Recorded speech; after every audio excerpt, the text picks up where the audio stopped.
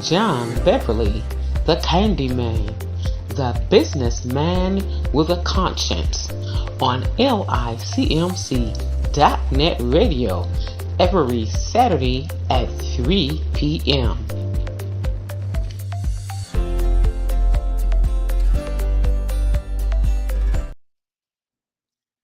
Hello, everyone. This is John Beverly, the businessman with a conscience, here at the Alcumalon Village, where each one reach one, each one teach one brick, one building, one block at a time. And as we often say, people don't care how much you know until they know how much you care. And we show that we care about the things that we do. And today, I just want to share a few things with you.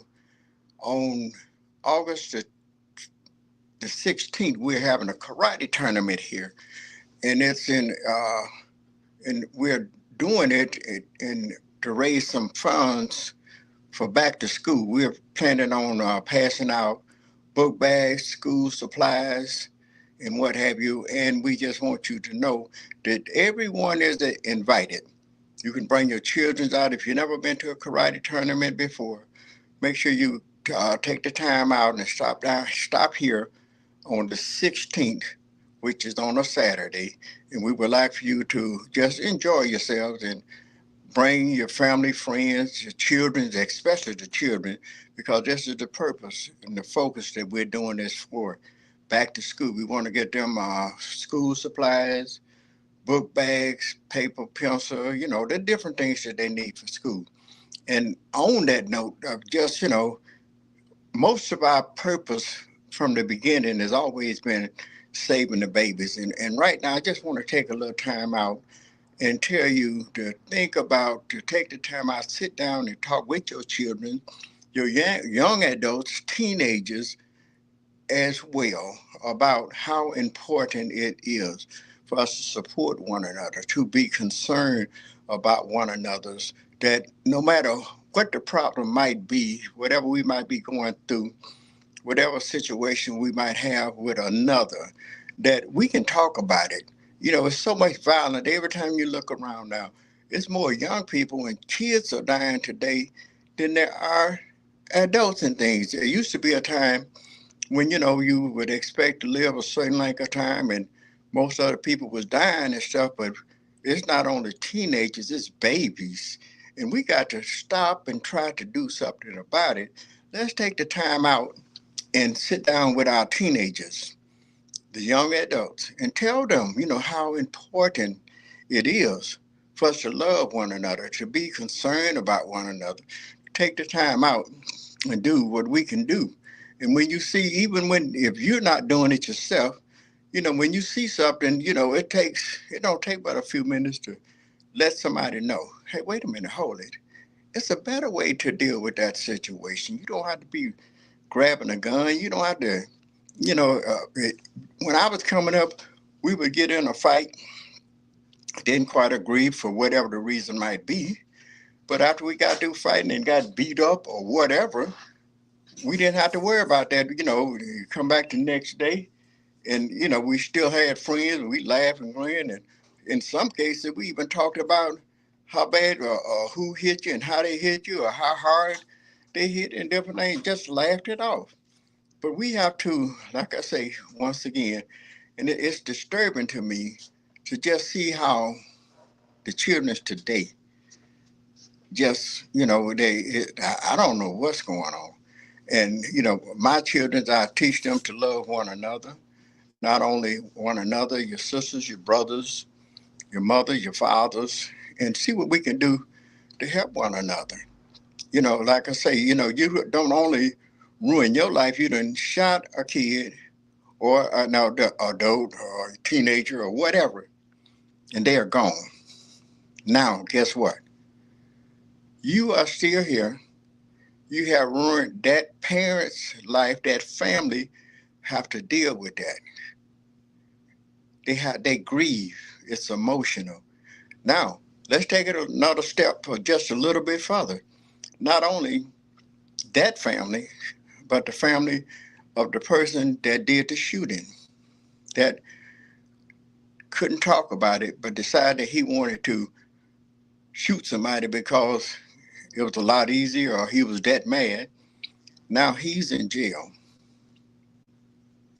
Whole lot of time to think about it. Whole lot of time, we want to talk about prevention. Do what we can do to see what we can do to stop it before it happened, so you don't have to worry about parents being uh, minus a child, the other parent, their child that done did the damage is in jail. You in jail, you have ruined your whole life.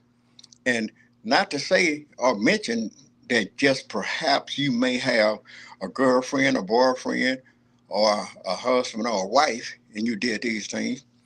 Now,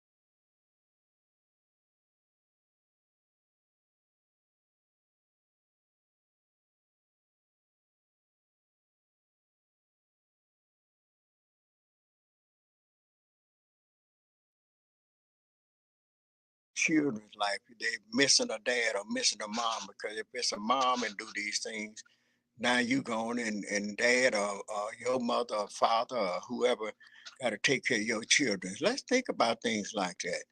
Unfortunately, sometimes I think it's more of a problem that we don't think about it. But I'm encouraging you, please take the time out and think about the loved ones when you in jail. I mean, that's a whole lot of stuff that you got to deal with, because not only once you go to jail, now you got another situation that created a bigger problem, because now you in there, you can't do nothing for yourself. You got to deal with all them knuckleheads that's in jail, you know, when you could be out here enjoying your life, doing the things that you want to do. So let's focus on helping, loving, caring, reaching, meeting the needs. Because, like I say, I hate to just keep repeating myself, because once you go to jail, in some cases, you know, uh, I have a nephew, and he calls every now and then. just to have somebody to talk to. It's people there to talk to, but he shouldn't be. Unfortunately, he's in a situation like that you look around, you got to sit up in a cell for hours after hours, month after months, years after years because of a decision that you made. Go to bed when they say go to bed. Get up when they say get up. Go out on the yard or whatever. Go eat when they say. When there was a time when you was out here, you can go out, enjoy yourself, enjoy your family and friends, the bars, the or whatever. I'm just speaking in general about the things that you might lack. I'm passionate about what I'm saying. It's just so much is going on. It hurts, and it's not my family, but it hurts to see other families go through this. So please, I'm pleading with you. Look out for one another. Don't put yourself in that predicament to have to go to jail and wait for somebody to tell you get up, tell you to go to bed, lights out, TV off. You can't pick up the phone and call people like you want to. You can't have your cell phone and be on the internet and do the things that you like to do. Go to the movies when you get ready to go to the movies. Go out to Belle Isle or whatever park and chill with your family, friends, and enjoy yourself. So I'm just pleading with you. Think about that. And not just you as an individual. I'm not saying I don't know. I'm not pointing fingers at nobody. But you that might know somebody, when you see it, sometimes what they say, freaky accident. Sometimes when something pop up, try to help defuse the situation. Let them know. The other time I experienced some bad stuff. My brother and I, back in the day, we was at a bar and we got into it with a guy and decided to take it outside. And I'm so glad that there was one person there, the guy's friend that we got into it with, thought enough to defuse it, to realize that it wasn't worth it. Because, here, there was a time when I was one of Mr. Cofield's first students.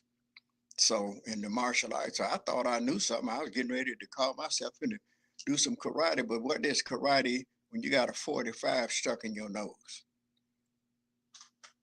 That diffused the kick and the punch and all that kind of stuff. Because when I saw that, I knew I couldn't compete. But God stopped it and he blocked it. He put his friend said, "Man, it ain't worth it. Don't do it. Don't do it." Because he wouldn't have been here today, probably in jail. I wouldn't have been here today if he'd have blown my head off. So I thank God that there was a young man, his friend, let him know that it wasn't worthwhile. Hopefully that man is out and enjoying himself today. Because if he would have did that, the chances are he would have went to jail. How long? I don't know. But I wouldn't have been here to even tell that story. So there are some things that we can do to make a difference. So I just want to remind you, we're having a karate tournament on the 16th of August, and it's a fundraiser for back to school for the kids. We want to support and buy them book bags, supplies, and different things that they're going to need to go back to school with. And if you haven't been here, have never been to a karate tournament, this would be a great experience for you. So please take what I'm saying into consideration. And hopefully I said something to encourage you and give you to think about once again. And that we can do prevention, not have to go to funerals for babies and different things. Life is enough to deal with than to have to be dealing with those kind of things that could be prevented. So remember, this is John Beverly, the businessman with a conscience, here at the Alcumulon Village, where each one reach one, each one teach one brick, one building, one block at a time. Remember, people don't care how much you know until they know how much you care. And I show it by the things that I do. Thank you and have a great day. John Beverly, the Candyman, The Businessman with a Conscience on licmc.net radio every Saturday at 3 p.m.